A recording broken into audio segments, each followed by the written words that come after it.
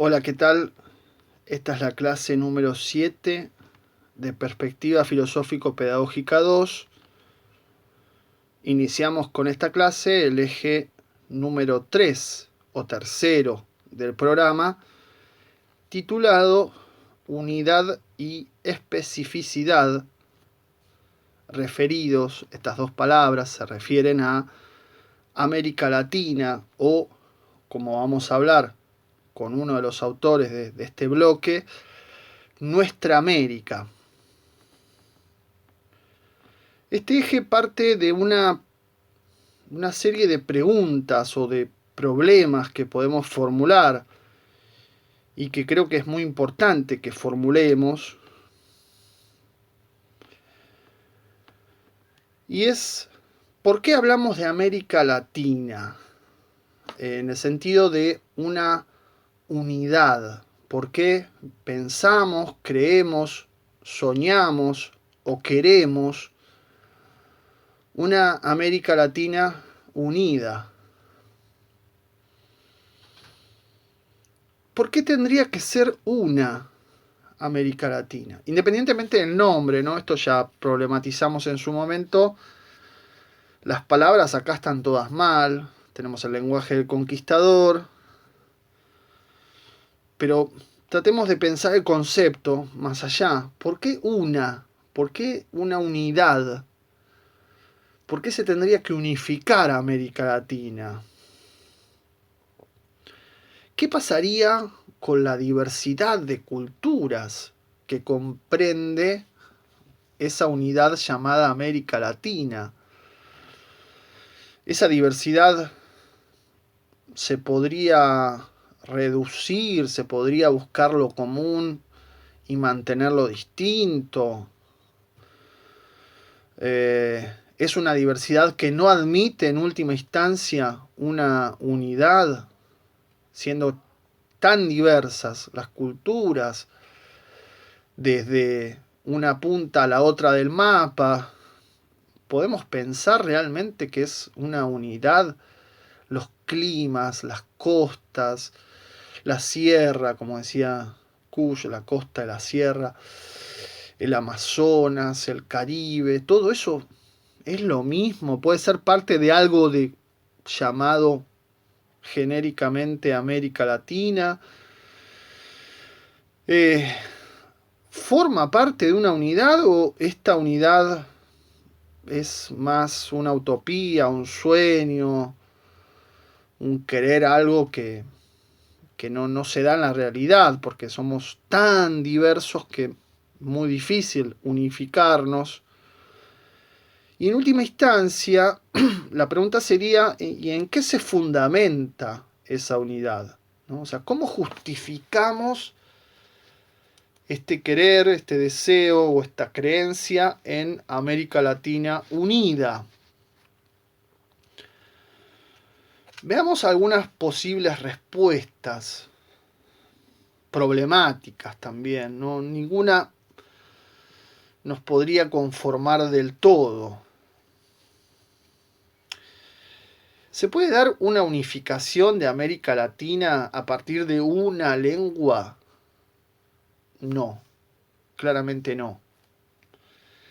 Sabemos que hay un montón de dialectos y de lenguas y de diferencias ya en los pueblos originarios.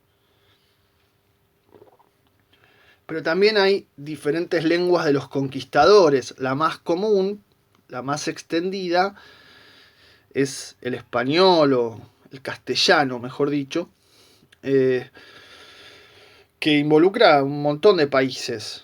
Pero tenemos el país más grande de América Latina, hablan portugués. Y un portugués que varía también muchísimo, como nuestro castellano varía, por supuesto, muchísimo. Pero además tenemos países chiquitos en el Caribe, pero también en lo que sería América del Sur, que hablan otros idiomas, como puede ser, por ejemplo, el francés o el inglés. Con lo cual ya, si bien son países chiquitos, queremos dar cuenta de la diversidad, queremos incluir a todos dentro de eso llamado América Latina, bueno, tenemos claramente una pluralidad de lenguajes. ¿Es una tierra común? Bueno, es difícil pensar que es una tierra común. ¿Hasta dónde, no? ¿Dónde se corta? Las islas son parte del continente, no son parte del continente. ¿Debería incluir América del Norte? También. Bueno, es otro problema, ¿no? ¿Y por qué señalo lengua y tierra? Bueno, porque lengua y suelo o tierra son como las dos connotaciones básicas del concepto de nación.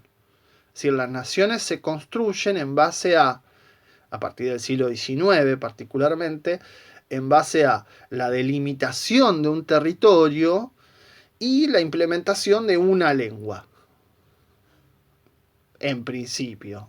Después puede haber dialectos, diferencias y qué sé yo, pero hay una lengua que es la lengua oficial. Bueno, todas estas dos cosas no nos darían fundamentos para hablar de América Latina unida. Podemos hablar de una historia común. Muchos autores hablan de una historia común para América Latina, ¿no? Tenemos una historia, sí, claramente marcada por el sufrimiento, marcada por la colonización, pero esa historia es común claramente a partir de 1492. Entonces, volvemos al problema en el que estábamos antes, ¿no? Es decir, la historia empieza en 1492, o sea, antes no había nada, sería la pregunta. Otra posible justificación de la unidad de América Latina es el hecho de tener un enemigo común. Y es cierto, obviamente, todas las culturas colonizadas tienen como principal enemigo referente el colonizador. Que, claro, que ya hemos visto que en algunos casos es España, en otros es Portugal, pero en otros también es Francia o Inglaterra, ¿no? Si queremos pensar América Latina, hasta México inclusive, digamos, ¿no? Con lo cual ese enemigo común podría incluir entonces a las potencias colonizadoras, por un lado, europeas, que van variando, pero después también, una vez que se produce la independencia, hay un enemigo muy fuerte de la región que es Inglaterra, ¿no? Es decir, Inglaterra estableciendo pactos comerciales con cada uno de los países nuevos de Latinoamérica en el siglo XIX, consolida su progreso, su revolución industrial, a través de, bueno, sabemos, ¿no? Es sabido con algunas pocas clases de historia que podamos haber tenido, con pactos comerciales exclusivos en cada uno de los países de la región. Y después podríamos hablar también, particularmente a partir del siglo XX o siglo XIX, casi siglo XX en adelante, Estados Unidos. De Estados Unidos vamos a hablar también, ¿no? Un poquito después. Pero definirse por un enemigo común es una argumentación un poco débil, un poco... no unifica demasiado, digamos, ¿no? Nos ponemos en contra de, como en la vereda de enfrente, pero eso no nos une demasiado, no es un vínculo profundo. Y lo mismo, una razón que podríamos, o un motivo que podríamos calificar de estratégico, es decir, es una región muy rica en recursos naturales, poco poblada relativamente, relativamente, digo, en comparación con otras regiones del mundo, que están mucho más pobladas, y entonces en cierto punto es débil frente a los poderosos. Entonces, en un esquema de capitalismo cada vez más salvaje a nivel mundial, los débiles no tenemos más opción que unificarnos. De nuevo, que es un poco una sofisticación del argumento anterior, pero tampoco da cuenta de cierta unidad vincular, intensa, propia de América Latina. Entonces lo que tenemos que hacer acá, analizando este problema, por qué América Latina tendría que ser una, es volver sobre la pregunta de Kush. La pregunta de Kush era, bueno, ¿qué es lo propiamente americano? ¿Qué es lo específico de América Latina? Aquello que la distingue, que la hace una cultura diferente de otras culturas. Y por eso el título de este eje. ¿Qué la unifica? ¿Qué la especifica? ¿Qué la hace distintiva a América Latina respecto del mundo? Y claro, acá de nuevo vamos a tener esta sensación de qué estamos hablando, ¿no? ¿Y qué será lo propiamente latinoamericano, lo distintivo? Y entonces se mezclan discursos. Aparece el discurso de la derecha, por ejemplo, denigrando latinoamericano, y qué es, y es vago, es narcotraficante, es ventajero, todo ese tipo de cosas que suele decir la derecha, los sectores más poderosos, para denigrarnos. Lo cierto es que no estamos acostumbrados a pensar esto, no pensamos, no lo conocemos, no conocemos nuestra historia, no, no tenemos una conciencia de cuál sería ese contenido propiamente latinoamericano, ¿no? Entonces hay que trabajarlo, hay que empezar, y justamente de eso depende la posibilidad de una filosofía latinoamericana, de poder mostrar esos contenidos. Y es lo que tratamos de hacer en esta materia, es tratar de poner sobre la mesa pensamiento, filosofía, concepciones de mundo propiamente latinoamericanas. Y no decir, no, nosotros no servimos, tenemos que imitar, ¿no? Es lo que suele hacer siempre la cultura oficial dominante, de la cual ya hemos hablado bastante acá, y seguiremos hablando, por supuesto, denunciándola. Y tenemos este problema también, ¿no? Que es, nosotros somos parte de esto, estamos adentro de esto. Somos parte de la cultura latinoamericana, y entonces nos cuesta tomar distancia, nos cuesta vernos, porque ya no es como que tenemos que sacar el ojo afuera para podernos ver.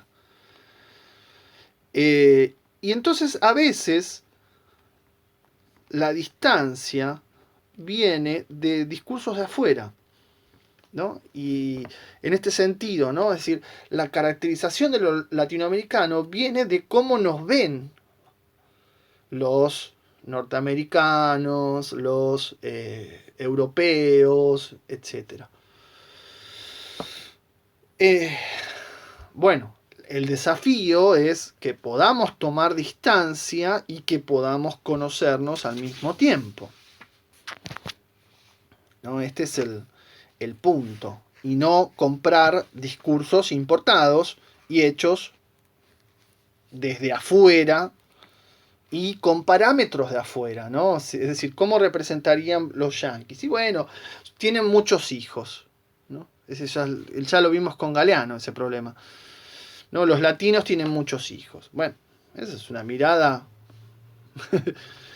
desde afuera, relativa, discutible, comparada ya con la cultura que ellos portan, ¿no? Entonces, nosotros necesitamos generar nuestras propias miradas.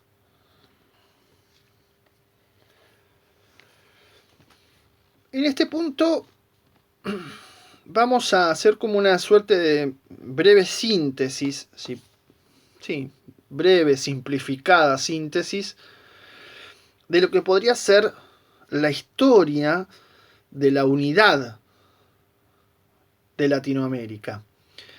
Y el referente principal de esa unidad latinoamericana, sin dudas, es un autor del que vamos a hablar en breve, que es José Martí.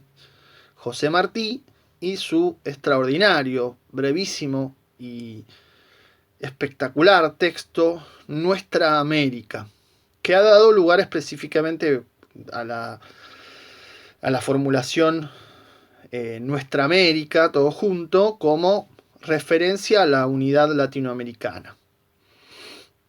¿Y qué es lo que va a decir José Martí, este pensador, poeta, escritor, periodista, luchador, comprometido políticamente, ya vamos a ver algo de su biografía, cubano, de fines del siglo XIX, estamos hablando ya largamente más de 100 años. ¿Qué iba a decir Martí, José Martí? Bueno, tenemos que unirnos, y para unirnos tenemos un fondo indio y mestizo, las dos cosas. Un suelo común, una madre naturaleza común, y la sombra de un enemigo que empieza a asomar, ya vamos a ver quién es. Es decir, tenemos varios de los motivos que enumerábamos,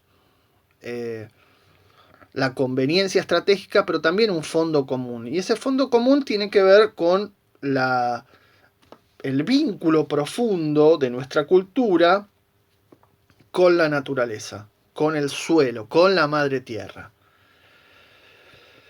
Eso es lo nuestro americano, digamos.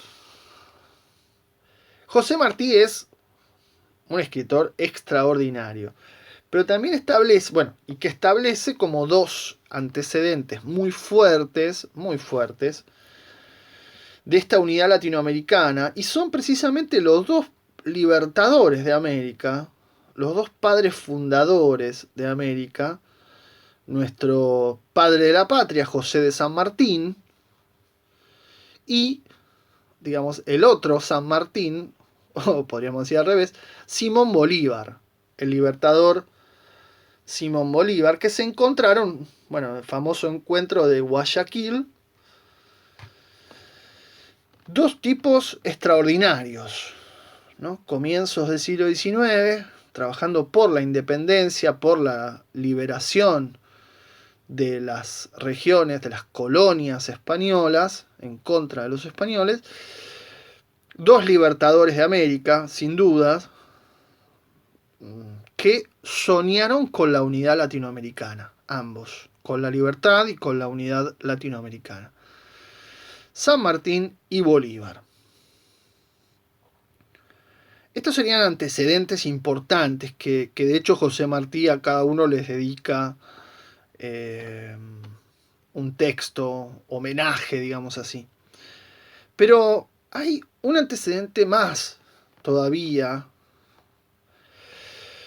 y es la expresión Abya Yala o Abya Yala o Abya Yala, sería la pronunciación sin nuestro yeyeo rioplatense. Esta expresión Abya Yala es una denominación que viene de los pueblos originarios, básicamente de un pueblo originario, es un pueblo llamado Cuna, que es del norte de Colombia, y significa tierra madura, tierra vital, tierra de sangre, son diferentes traducciones. Y este nombre suele considerarse, Abya Yala, como el nombre que los pueblos originarios o algún pueblo originario le habría dado a la región de Latinoamérica. El problema es que, y nosotros vimos también otra expresión cuando hablamos de Kush, con Kush, del Cusco, ¿no? Que es el Tahuantinsuyu. eso también es una expresión que involucraría la región. Lo que pasa es que el problema que hay acá es que los pueblos originarios no conocían todo el continente. O no sabemos si lo conocían. Entonces es muy complicado encontrar una expresión para algo que no conocían, ¿no? Es muy dudoso que con estas expresiones se refieran a todo el continente y es más probable que con estas expresiones se refieran a todo lo conocido. Sin embargo, en el caso particular de esta expresión, Abya Yala, los pueblos originarios que perviven hoy en día, que son parte de nuestra identidad, como venimos diciendo, la utilizan cada vez más en sus luchas, en sus reivindicaciones. ¿Y con qué sentido? Con el sentido de evitar la palabra América, que todos sabemos que es una palabra súper problemática. Primero porque viene de Américo Vespucio, ¿no? Recuerden, Colón se murió pensando que había llegado a las Indias. El que se da cuenta que esto es otro continente es Américo Vespucio y en honor a él esta tierra se llama América. Pero además, porque América, menos para nosotros, no para menos para los latinoamericanos, para todo el resto del mundo, América es Estados Unidos.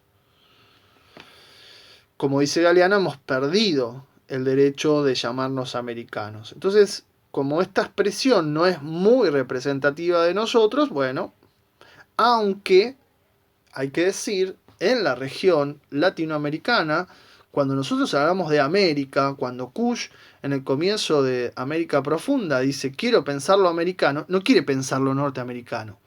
Es decir, nosotros también tenemos derecho a darle nuestro significado a la palabra América. Pero los pueblos originarios que todavía están en nuestra cultura piensan que es mejor utilizar la expresión Abya Yala. Hay que agregar también otro problema a esto, que es que las unificaciones más extendidas de pueblos originarios, lo vimos con el texto de Reyes, no dan cuenta de la diversidad, sino que son los grandes imperios. El más cercano nuestro es el Inca, que tampoco abarcaba todo el continente, pero que era bastante grande. Con lo cual, el significado de la unidad para los pueblos originarios, los que tuvieron que, de alguna manera, fueron vencidos por el imperio inca y tuvieron que incorporarse, la unidad sigue siendo algo negativo.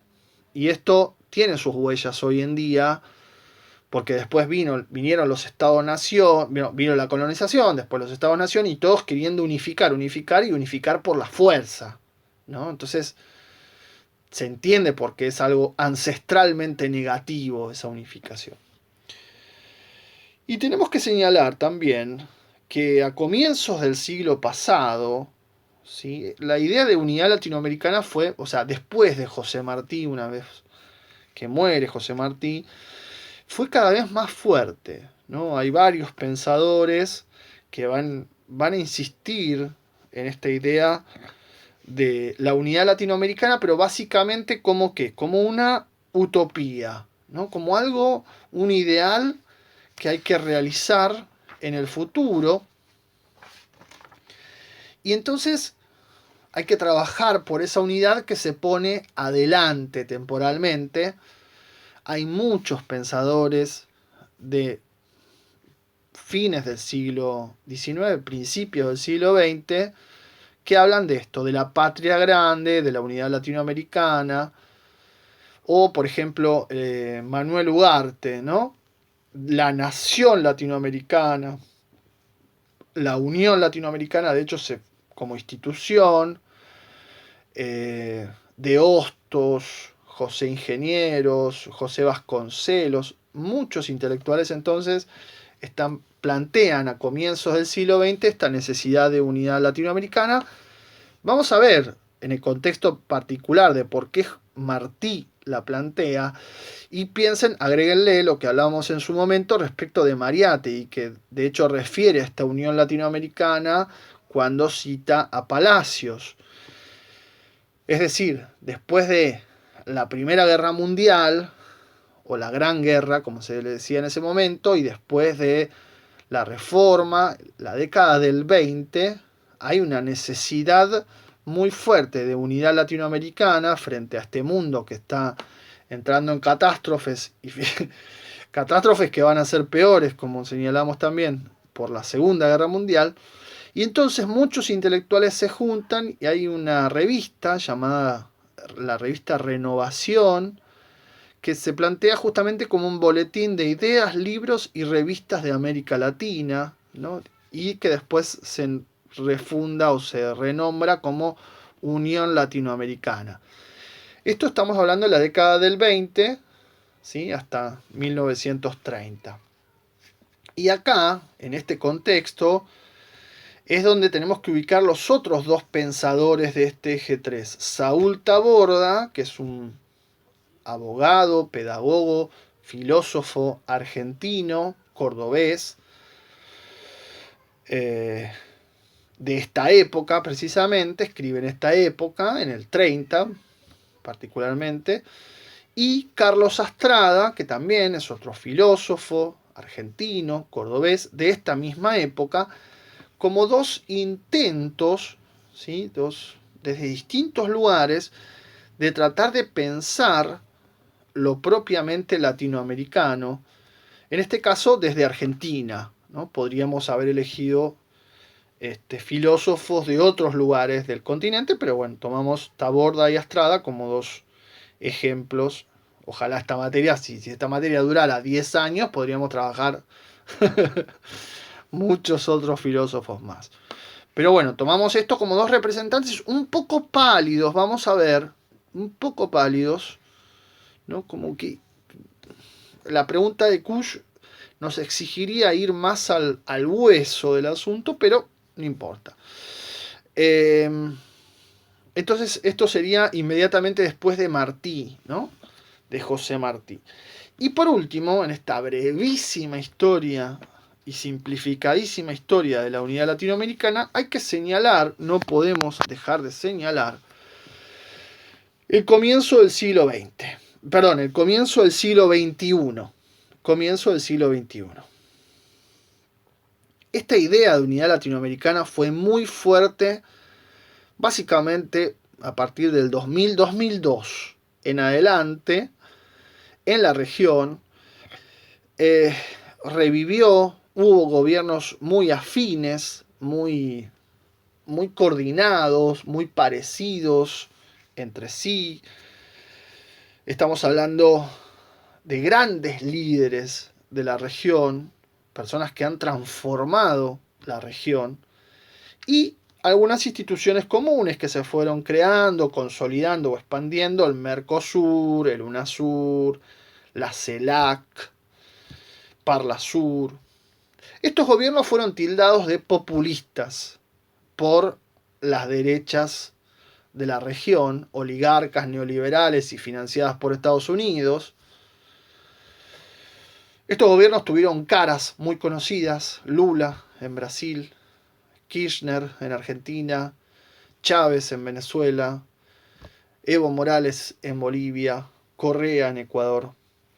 Y estos gobiernos populistas han generado, con sus transformaciones importantísimas en este último tiempo, toda una ola de resistencias, de críticas, de derecha furiosa que seguimos viendo hoy en día, y retrocesos realmente lamentables en la región.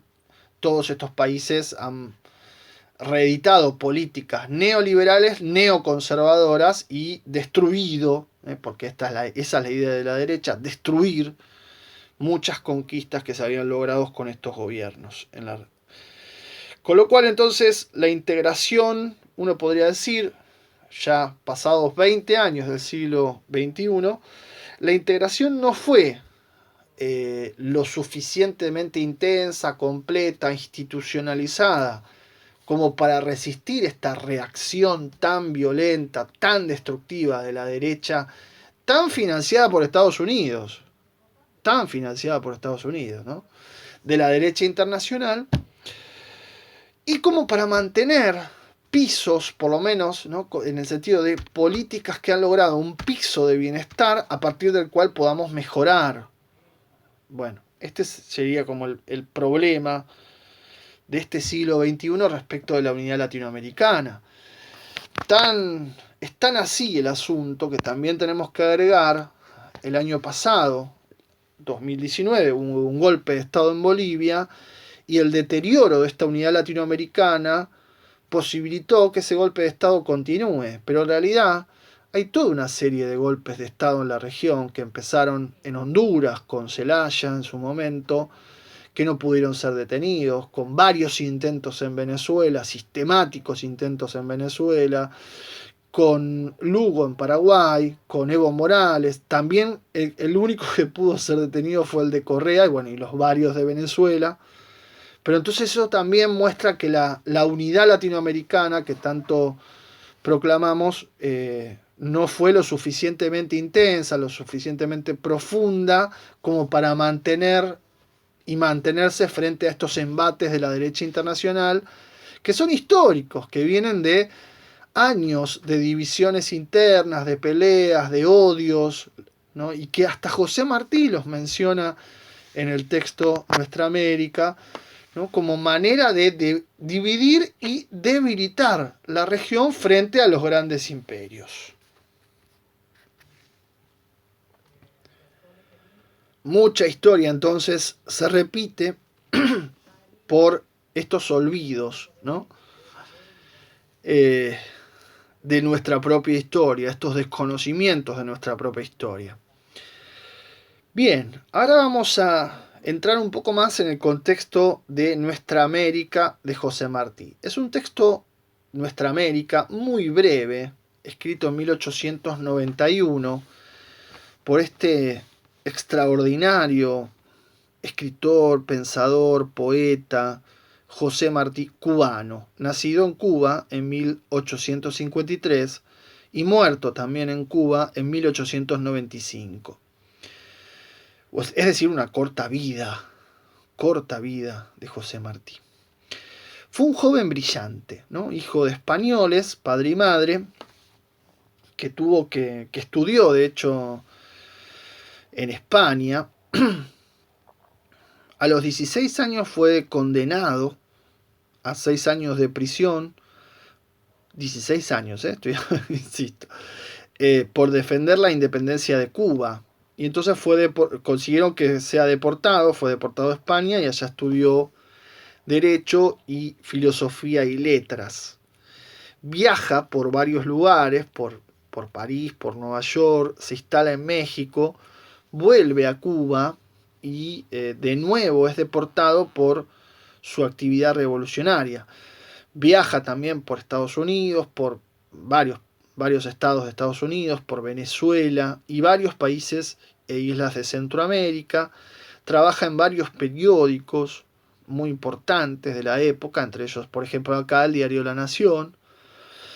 Entre 1880 y 1890, es decir, la década anterior al texto Nuestra América, se hace realmente muy conocido, es una pluma hermosa, escribe muy bien, lo que pasa que, claro, muy bien para cómo se escribe en el siglo XIX, que visto hoy es una prosa, son textos más pesados, ¿no? Más melosos, cargados. De hecho, son intensos, digamos, pero no, eso es porque nosotros hoy no podemos pasar del WhatsApp, digamos, ¿no? El WhatsApp de 3 líneas ya nos parece denso.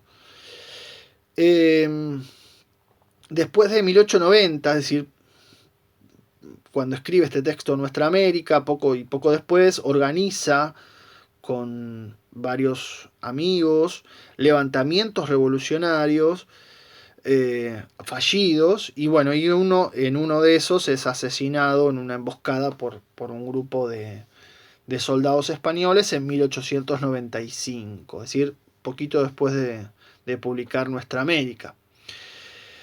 Entonces, claro, uno ve la biografía, pero hay algo que no se entiende. ¿Por qué está peleando José Martí? ¿No? Y acá nos vamos a la historia de Cuba. Cuba eh, es realmente, creo que si no la anteúltima, más o menos, de las colonias españolas en independizarse. Es decir, Cuba, todo este tiempo que vive José Martí, sigue siendo una colonia española. Hay un intento de revolución inspirado en Haití en 1812, pero fracasa.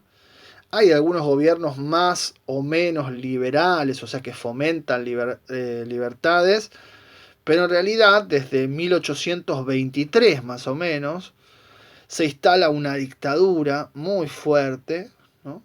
Con una economía basada en la esclavitud y en el tráfico de esclavos, pese a que estaba prohibido. Es decir, una economía sujeta no a las necesidades e intereses de los cubanos, sino sujeta a las necesidades e intereses de los españoles. Entonces, claro, la isla de Cuba vivía en la miseria y como colonia.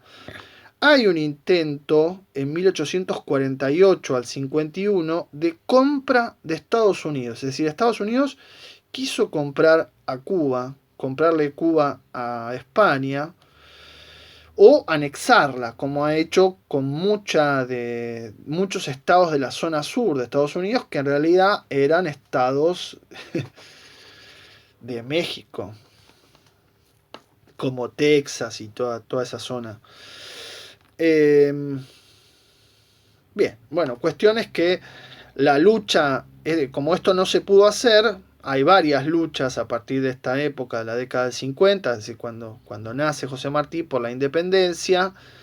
Hay una larga guerra entre 1868 y 1878 e intentos revolucionarios, de los cuales, por ejemplo, participa Martí, y recién se va a terminar definiendo esto 3 años después que murió José Martí. En 1898 interviene Estados Unidos contra España y entonces Cuba queda bajo bandera estadounidense, hasta con la promesa de independizarse, que esto se logra en 1902, ¿no? Hay elecciones, se forma una constitución y recién entonces, en 1902, Cuba pasa a ser un país independiente. Fíjense, ¿no? Nuestra independencia es 1816, ¿no? Estamos hablando casi un siglo después. El costo de haber recibido la ayuda de Estados Unidos es que dos regiones importantes de Cuba, entre ellas Guantánamo, sigan siendo parte de Estados Unidos. Es decir, la cesión de tierras, ¿no? Estados Unidos tiene una parte de Cuba, ¿no? Esto es increíble, ¿no? Como las Malvinas, pero bueno. Y que además hay una enmienda en la Constitución de Cuba que autorizaría a Estados Unidos a intervenir en caso de que haya una potencia que intente dominarla, lo cual ha dado lugar esto entonces a cosas que vamos a hablar, que vamos a señalar ahora.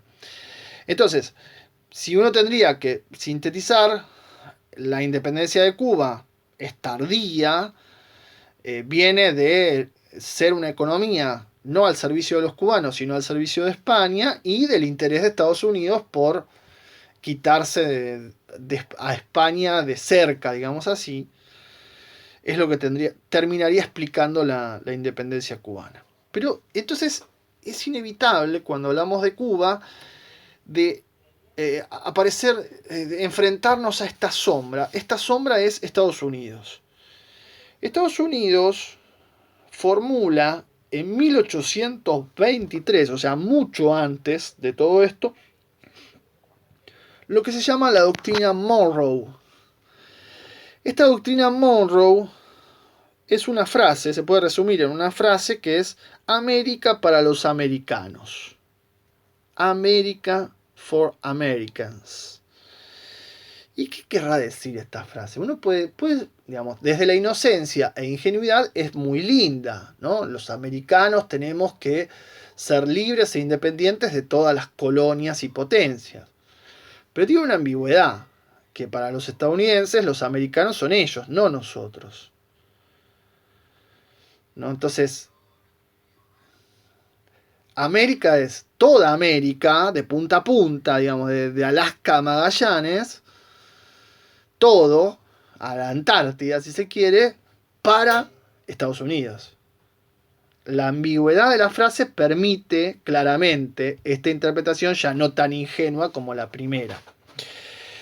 ¿Qué es lo que permitió? Bueno, o sea, supuestamente entonces la doctrina Monroe es una doctrina que enfrenta al colonialismo y que está a favor de la independencia de los países de la región.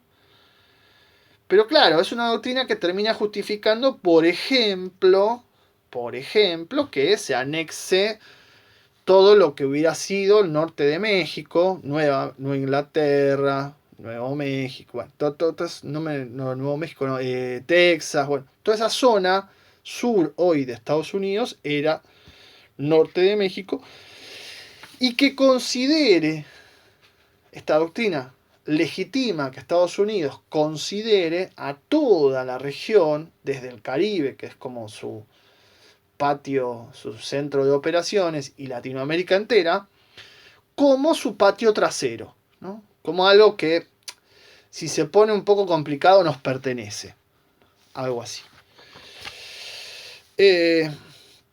Y todo esto se basa en algo quizás menos conocido que la doctrina Monroe, que es la doctrina del destino manifiesto, que está presente en Estados Unidos desde la primera colonización, es muy fuerte en el siglo XIX.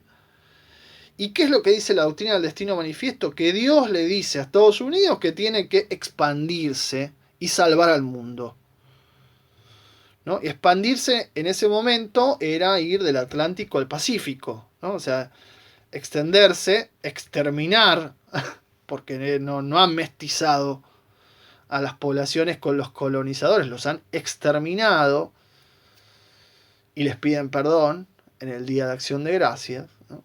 Increíble también. Bueno, cuestión es que se extienden, ¿no? Y eso está justificado por Dios.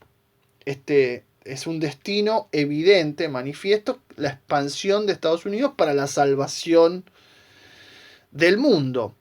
Y entonces, ¿qué pasa? En el siglo XIX, por ejemplo, Estados Unidos, bajo esta doctrina del destino manifiesto y bajo esta doctrina Monroe de América para los americanos, interviene en Puerto Rico. Interviene quiere decir invade, ¿no? Interviene no es, ay, no, es manda tropas y se apodera.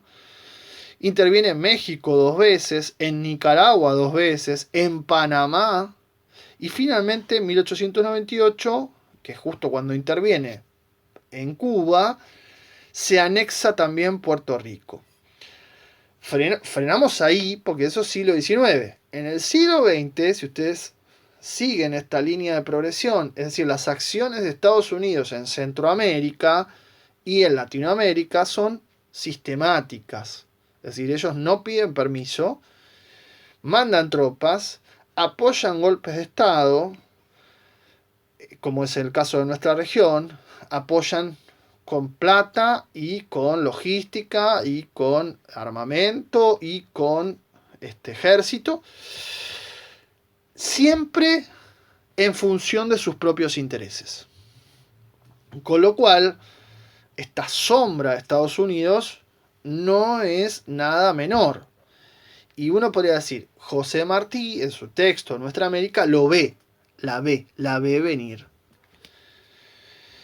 Y ahora se entiende por qué, entonces, es tan importante, o por lo menos se entiende un poco mejor, por qué entonces es tan importante el llamamiento a la unidad latinoamericana y a pensar nuestra América no ya como una tierra al servicio de los norteamericanos. Dicho todo esto, ahora sí tendríamos que pasar al texto de José Martí, que vamos a dividir en algunas partes, pero me parece que ya nos hemos extendido demasiado. Pero quiero que tengan presente todo este marco histórico, todo este marco contextual, porque si no, lo que viene ahora no se va a entender o no lo vamos a entender tan en su significado, en su fuerza, en su argumentación, como si lo mantenemos en contacto con este contexto específico en el que está formulado. Así que en la próxima clase comenzamos directamente con el texto de José Martí, Nuestra América.